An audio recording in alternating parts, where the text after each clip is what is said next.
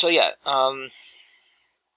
that's through here for a while it loads up, but the DLC for this game is plentiful and disturbing. Let's put it that way. First of all, there are 90 things in here. Minimum price of $1 on basically all of them.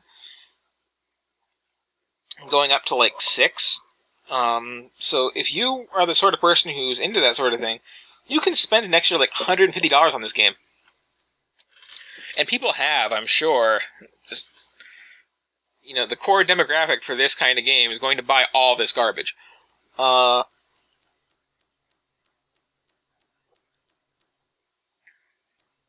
you'll notice actually a bunch of them have little shopping bags on, because those are the totally free extra optional dungeons, which, why the hell not? I don't have to shop weapons that way. But yeah, most of it, if you look here, you see those little stat numbers? You can pay, like $2 to increase the stats of a character. Each one has 4 of these or so. And then they have another one, which changes the level cap from 99 to 999, which, like I said, with the optional freebie dungeons here, they have recommended levels of like 800, 900 to encourage you to go buy that. You can beat them anyway because it's a laughably easy game, but yeah, like, okay, here, you want just 1,000 more experience for this person? Go ahead. The rest of them are creepy costume things. And, of course, unlocking the 4 other characters that you can unlock and not want to use because you basically only use 3 characters at a time. There are 4 of the, magical girl goddesses. And then, I was talking too long, but, yes, Kampa there has an item called Whipped, which says, inspired by whipped cream on the little preview of it, which really horrifies me. And because it really horrifies me, I had to go do an image search and just see how bad it was. And it's a little hat that looks like a, glob whipped cream with a strawberry on it. That's it. On top of a regular stupid sweater costume. So nothing at all creepy. And that's a bait and switch, which, and yeah, it's like $5 if you want to have those 2 each. And there's 2 more that are also even less useful and not in the game at all unless you buy them, apparently. But, yeah, you can buy stats, you can buy levels, basically. And you can buy creepy fetish costumes, which I'm sure are, like, tame enough that you feel you wasted your money if you're even into that sort of thing. Like I said, it's not happening. Don't ask me if I want to, get some of them just to see how bad it is and play through the extra content and see what the other characters have to say, because they don't have anything to say. Even the 2 guest characters I have, outside of their personal little side quests and stuff that follows it up, they never talk. None of the main plot mentions anyone except for the 3 characters you're actually using for the entire game that I already have. Even the other goddesses, if you get them eventually, it's fairly non-linear. You can get them in whatever order, unless there's some stuff that won't show up until you have all 4 of them already. This is the sort of game that will not have any of them talk ever. I mean, it's kind of an educated guess, but the way it's structured, I can kind of tell. We're not having variations on these, like, 10-minute conversations. Speaking of these 10-minute conversations, though, let's force you to watch a couple of them, okay? Let's see, what was I going to show you here? Oh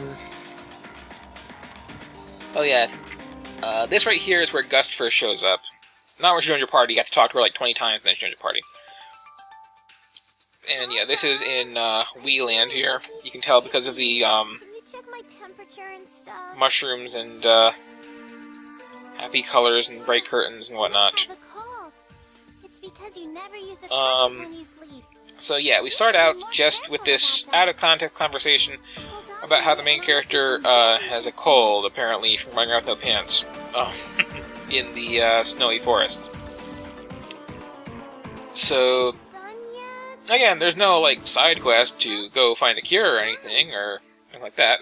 There's one conversation by itself where the floppy cardboard cutout people ramble around and talk about making medicine and get really creepy about it.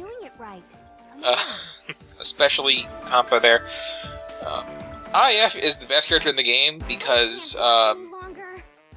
she doesn't do anything particularly cutesy, and like half her dialogue is just apologizing for the rest of the game. I can approve of that. I'm still horrible by association, but I can approve of that. But anyway, yeah, like I was saying, Gust here talk caveman speak, but Gust here not have proper voice for talk caveman speak. I'm assuming they were like trying to go for the, you know, ultra quote cute unquote little girl who doesn't speak properly sort of thing with her. When I refers to herself in the third person. But the voice actress, to her credit, just refused to commit in any way, and just did a flat line reading of all this stuff, which, again, I like to hear that. That's why I'm not playing the Japanese vocals, because I like to know that other people are as miserable as I am, or close to it at least, while being forced to make this game. Do you want me to shake your hand? But yeah, she has this whole side quest where you just talk to her in a bunch of different places, and, you know, you talk to her about how you're, like, going on these quests into these dungeons to find special items for her, but you don't actually do it. It all happens off camera. Because that's how it all works. And then she, quote, joins your party, unquote, at the end of all this, and just takes up space in the menu as a tease for DLC. But then stuff costs less. Not that I'm buying anything, but, you know, it's the principle of the thing. If I ever decide I want to buy something, like maybe a weapon for Kampa, because I haven't found any, and she does no damage anymore, relative to the other two who have these giant super weapons that I just found lying around, then, you know, okay, I might want to buy something, and I guess it would be nice to have a discount. Really? Then please tell us if you need any ingredients. But yeah, the other one is Nisa there, You will? who, Fathering is challenged. you know, I kind of have to hate a little bit extra, because that's the company that actually brought this over to the US. They have nothing to do with the development, but, you know, they put their name on it, and they brought it over here. And if it weren't for them, I wouldn't be playing it. So, you know, they can go to hell. You can keep making Disgaea games, but, you know, other than that, go to hell. Stay in there. Come over here once in a while and sell one. It's okay. No DLC for it, though. That's BS. Person got just fine with it without making you pay for the 50 optional side quests. I'm starting to ramble, but, you know. Damn, stay back. So yeah, here's the other character here. No one will come help me anyway. This is one of the later scenes with her. I think after starting your party, actually, and it's just... Here, watch her wander around for some more. This one's kind of special, because it's the only cutscene she's in, which doesn't constantly talk about her being flat-chested.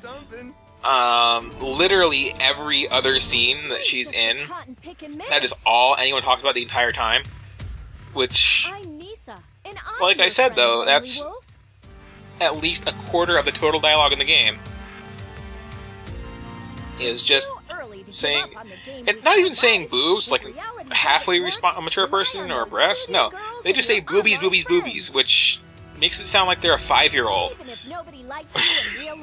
You can depend on your party and guild members in It's like, it's a level of immaturity that you really don't see anywhere. It's kind of remarkable that way. And get married online. And, oh yeah, the whole conversation is incredibly vile, I forgot about that. You can clear any tasks as a guild Just, you know, this really shows you who the target demographic is for this game.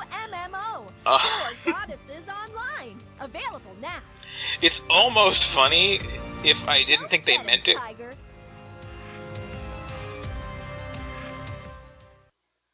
I also don't want to think about the possibility of them actually making an MMO based on this game. They might have already. I mean, it would probably be some, like, farmed out Korean grind fest with, you know, just simple little sprite graphics, but I wouldn't put it past them to do it. You can get the demo for free, so try it out. This game has a sequel out. I'm sure it's With a super third fun. game on the way. I'll check it out, but I'll try not to let myself get They're addicted. making money off this. Apparently, you know, it's quite successful, in fact. I really don't want to think about it.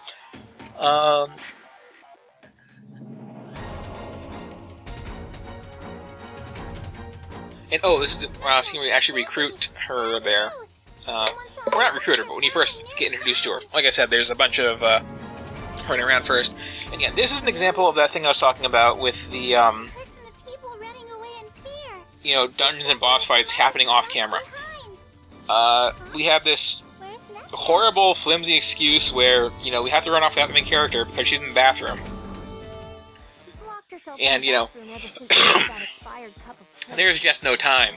And I There is, however, time to talk about it for like told 5 her minutes to before leaving. throw it away. So, you know, if there was an actual game in here, I guess you'd have this one dungeon where you had to use just these two. And you were missing your heaviest hitter, which We'll be going. wouldn't really affect much, it would just make the fight take longer, because again, you're basically invincible. Wait. But yeah, they leave, and we have some more toilet humor. What now? So they have to come back, of course. I'm all out of TP. Can you leave me And then alone? eventually you go and meet What's-Her-Face and continue. But, yeah, this is, like, indicative of what most of the conversation's like in this game. What's up with this giant monster? You remember before, too, I showed you that one where there was no actual voice dialogue? Here either. It was just all text, and to make it that much creepier, they didn't even bother to move their mouths while they were having the text flow on. They were just I'm sure she'll flush. standing there staring blankly at each other, and it was saying what they would be saying. That wasn't an isolated case. There's a lot of that. I would say maybe like 10-50% of the dialogue in the game is unvoiced. And it always feels like it's the stuff that was like a last-minute addition. Like, apparently they recorded all the main plot dialogue, the stuff that you're absolutely forced to sit through. Mad about the clog. And then all the voice talent, in Japan even, you know, left and refused to come back. And they decided to throw in some more dialogue scenes because, you know, you gotta have more dialogue scenes. There aren't enough of those in this game that only has, like, 10 mandatory dungeons that are, like, 2 screens across. So they just, you know, did them all plain text and didn't voice act them. And since they weren't voice acting them, they didn't move mouths. Any longer. That's the sort of dedication and quality we Either. can expect from this game and the people who make this game. Speaking of which, Go away! I did try to research it. Apparently the primary developer is Compile Heart there. So if you want to know which character is the personification of the horrible monster responsible, it's the girl with the sweater. We hate her. I think the girl with the coat here also is somewhat responsible. Like, they might have farmed out the combat system that they just totally went to lunch on to Idea Factory. Prepare to meet your maker, Here's this monster. wonderful picture again. Sorry I have to look at it twice. Deadly justice. Around here I should probably point out that this game is rated T for teen. Yes, that's right. Aside from some suggestive dialogue, officially there is nothing wrong with this game. It's appropriate to give to your teenage kids. Which we all know is a horrible lie. The sequel apparently got an M rating because it's full of panty shots of like 8-year-olds. This one only has a few of those now and then, so I guess it gets a pass. My attack so you'd know to wait.